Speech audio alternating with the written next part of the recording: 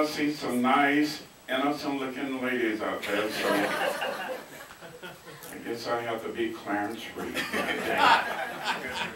So I want to tell you, a lot of people have called rap dirty, you know, the precursor to hip-hop. And the sort of style you developed is kind of sing rap style.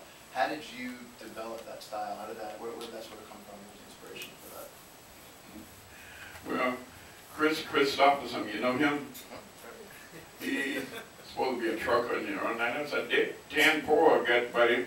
I said, Chris, I'm from the Klan area. Ain't no kids out there, is it?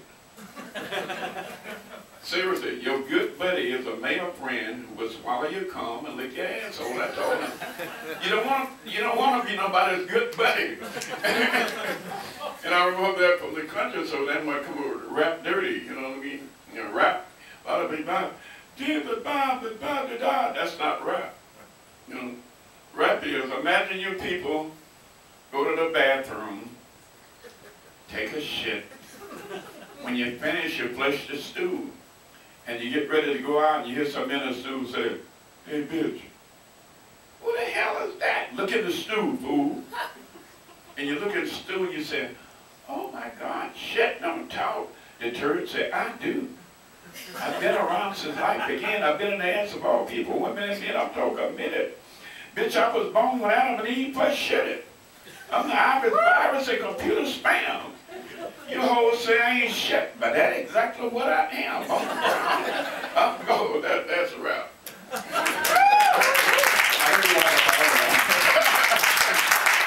You've done obviously a lot of parodies over your career. Have you heard from any of the artists that you parodied in terms of people that have said thank you, people that want to punch you in the face, you know? I'm glad that's one of my favorite things was in Seattle, Washington. And it gets me when the girls are blessed with beautiful body, talent, and they make a bunch of money, and then they start doing drugs and going with guy to guy. So I know Mona, and just about everybody know, Supreme, and I didn't know that was Diana Ross. I know that because she looked old as Methuselah. I said, you know who that is? I said, no, I have no idea. Look. I said, well, that can't be Diane. And she said, yeah, then the manager came on, I wish you could do something to make her laugh, and she wasn't heard it. You can't do shit to make me laugh. I went through hell. I said, you're right, Diane. That's right. I said, I was going to ask you to tell people about their clothes, because Barry Gordy used to use this on women in their closet. She don't know how to do it. Yeah. Not his finger, not as big as this.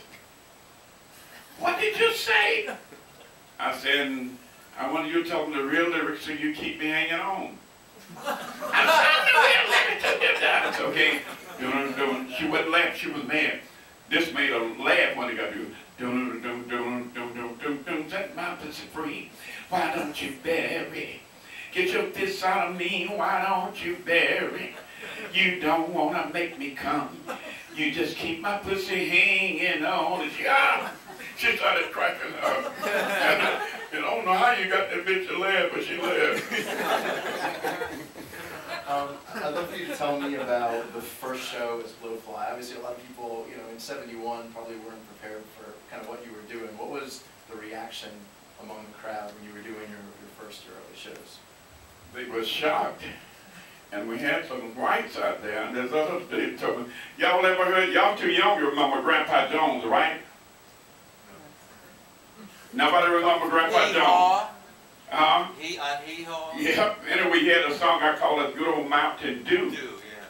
And there was a white person there, the old man, like Dana, we couldn't make him laugh and everything. I said, what's your name? George. What the fuck you tell my name? I said, your name ain't George. The cop said, legally I have to say that. You respect him. Get his ass. I said, okay. They call you that good old mountain Jew. You gave life to dead pussies who life went through. Hoes will have come on that mug, got that deep throat in the plug, that good old mountain Jew. My freaky sister May, she was born totally gay, been a lesbian her entire life through. She started loving all that dick after taking cum in a slip from that good old mountain Jew. He said, you are too scumbag to be a nigger, and I get out of here. I said, thank you.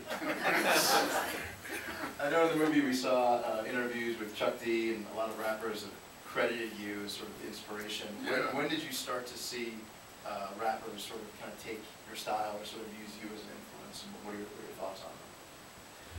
Well, you know, I know Dick Clark, just about everybody put the men out there. And in Sugar Hill Gang, along with Curtis Blow, I called him Curtis Blowjob. And he like, not I don't know if it's Blowfly. We won a award. I said, let me get this straight. You niggas won an award in 1979 for starting to rap. I had original rap dirties on the 780. Y'all too young to remember what a 780 is, right? It stopped making them in 1961. And I showed him that. How old are you? I said, y'all wasn't even born and your manners were wearing diapers. Pampers hadn't been invented. Man, shut that fuck up.